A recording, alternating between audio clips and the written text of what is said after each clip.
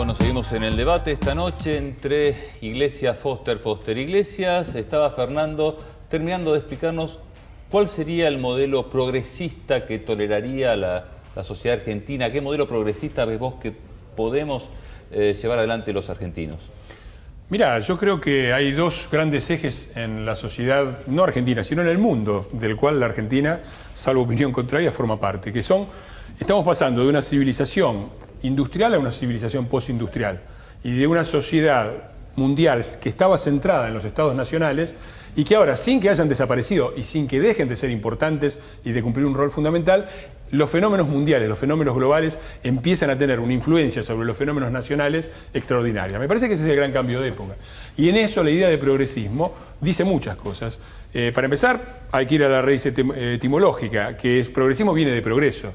O sea, viene de la idea, no viene de la idea de redistribución de la riqueza, que tiene que ver más bien con la izquierda o con la socialdemocracia o con otro tipo de tradición. La idea de progresismo es la idea de progreso. Es decir, la idea de que el futuro puede ser mejor que el presente, de que el avance tecnológico puede ser instrumentado por un poder político, seguramente, a favor de la mejora de las condiciones de vida de todos, de que la productividad no es una mala palabra, porque permite aumentar el porcentaje, el Producto Bruto per cápita, y si hay un poder político actuante, puede redistribuir esa riqueza. Esa que me parece que es la idea central del progresismo, y que me parece que está completamente desvirtuada. Me parece que ahí hay una gran oportunidad, sobre todo. Yo creo que uno de los puntos fundamentales que está marcando la era, y se va un poquitito del tema específico de Argentina, pero no quiero dejar de plantearlo porque me parece que es un condicionante fuerte.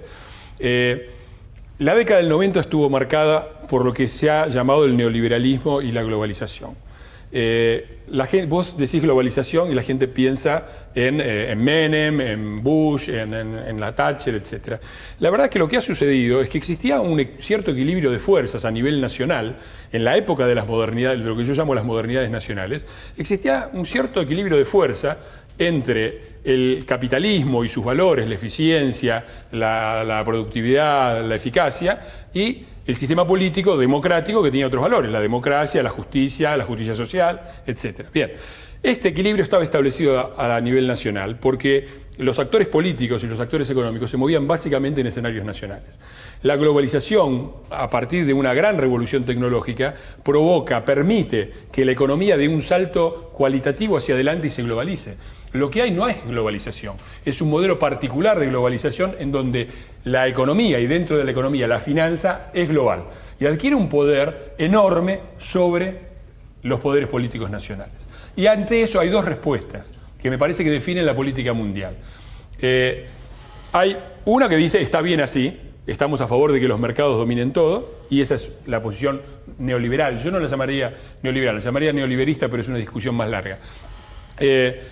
Y hay otras dos posiciones para cómo solucionar el problema. Me parece que hay una posición nacionalista y populista, de la cual forma parte la Argentina y otros procesos políticos, que dicen el problema se soluciona haciendo que la economía vuelva a ser nacional, vivir con lo nuestro, para decirlo de alguna manera. Eso me parece que es una posición reaccionaria, no progresista, contraria a la historia. No puede ser progresista lo que quiere hacer girar hacia atrás la rueda de la historia, hacia el viejo industrialismo de producción basado en el trabajo manual. Y hay una posición que para mí es auténticamente progresista, que dice el equilibrio se soluciona globalizando la democracia, es decir, creando sistemas democráticos que no reemplacen al sistema político democrático nacional, sino que lo complementen, creando democracias de escala continental, la Unión Sudamericana basada en fuertes parlamentos, la reforma democrática de las Naciones Unidas, la creación de una Corte Penal Internacional, la progresiva creación de instituciones democráticas mundiales donde discutir los grandes problemas de la humanidad, que ni siquiera son discutidos por representantes democráticos. El destino de la humanidad se juega acá. El calentamiento global, la proliferación nuclear, la volatilidad financiera, grandes temas globales en los cuales hoy la democracia no ha llegado ni siquiera a debatirlos. Me parece que una visión progresista tiene que apuntar a esto. No al pasado nacional industrial, sino a un mundo postindustrial, global, en el cual los valores de la democracia no desaparecen, sino que tienen que ser pensados en una perspectiva que apunte al siglo XXI. Ricardo.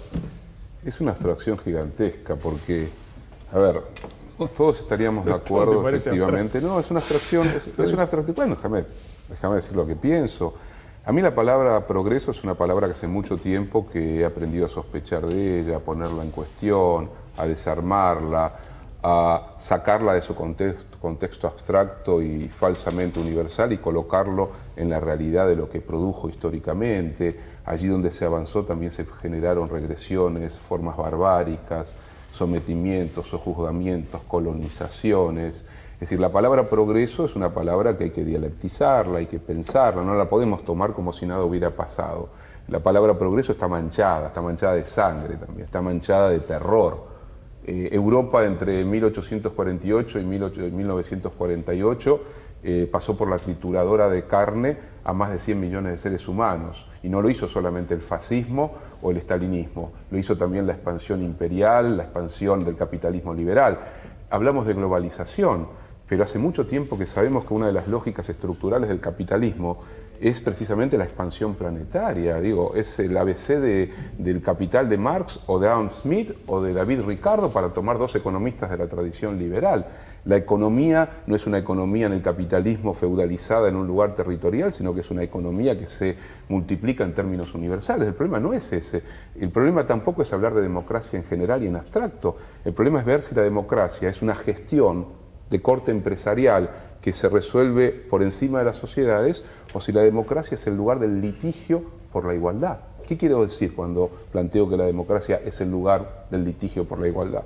La democracia es el ámbito en el que los incontables de la historia, los muchos de la historia, al ser reconocidos como sujetos de derecho, también exigen que la distribución de los bienes materiales sea equitativa o equivalente a ese supuesto reconocimiento del que generalmente terminan siendo expulsados. Entonces, cuando hablamos de democracia, cuando hablamos de sociedad global, cuando hablamos de progreso, cuando hablamos de ciencia también, porque si decimos que estamos frente a un problema ecológico grave, ¿quién es el responsable de eso? ¿Soy yo? ¿Es Fernando? ¿Son los pobres de la India? ¿Los pobres de Argentina? ¿De México? ¿O es un capitalismo centralizado básicamente en Estados Unidos y en las economías potenciales europeas y también el capitalismo de Estado chino y japonés, que despliegan políticas depredadoras respecto al medio ambiente?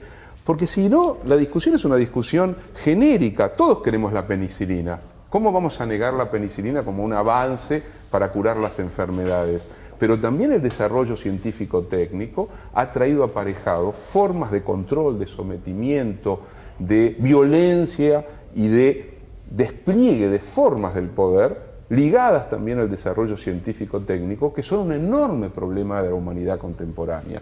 Y después, también hay que decirlo, la gran parte de la humanidad mira desde afuera aquello que aparece como los grandes modelos triunfantes de la época. Lo estamos viendo en los países mediterráneos, en Europa y en la Comunidad Europea, el modo como se intenta, entre comillas, reparar la crisis generada por la especulación salvaje de la concentración del capitalismo financiero postindustrial, como lo llama en parte Fernando, de estos últimos 20 o 30 años. Entonces hay que enhebrar las piezas para comprender un periodo histórico que es el periodo de mayor desigualdad en la historia de la modernidad. Incluso uno podría decir en la historia de la humanidad. Nunca fue más desigual la humanidad como en este momento, en el que supuestamente el progreso avanza como una locomotora que no se detiene. A veces las locomotoras chocan y producen catástrofes. Entonces yo creo que hay que discutir. Yo no defiendo el Estado Nacional como una especie de Dios divino, sino que creo que en realidad todavía hay cierta posibilidad en el interior del Estado Nacional de generar políticas de integración con otros Estados nacionales que sean capaces de impedir que los poderosos que concentran el poder en el mundo dominen y sometan a los pobres del planeta. Entonces creo que lo que se ha hecho en América Latina en estos últimos años es fundamental. El acuerdo Kirchner-Lula, el acuerdo que incluye también a países que tienen sistemas políticos no necesariamente semejantes, Venezuela, Ecuador, Bolivia, Uruguay, Brasil, Argentina.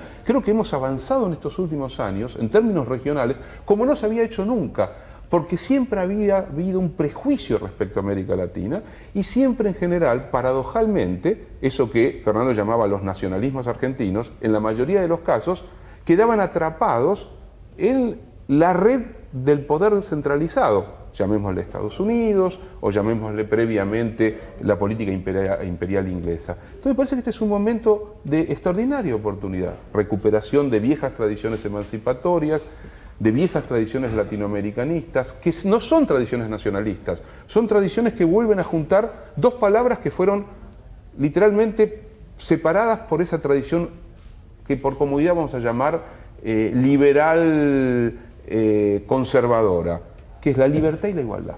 El gran debate en el interior de la democracia es el debate en torno a cómo volvemos a resignificar dos palabras ninguneadas, bastardeadas y vaciadas. Y hoy es un gran debate ese.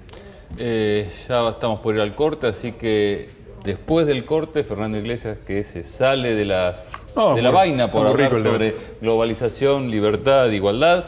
Vamos a los títulos ahora de las 23 horas y después Fernando Iglesias.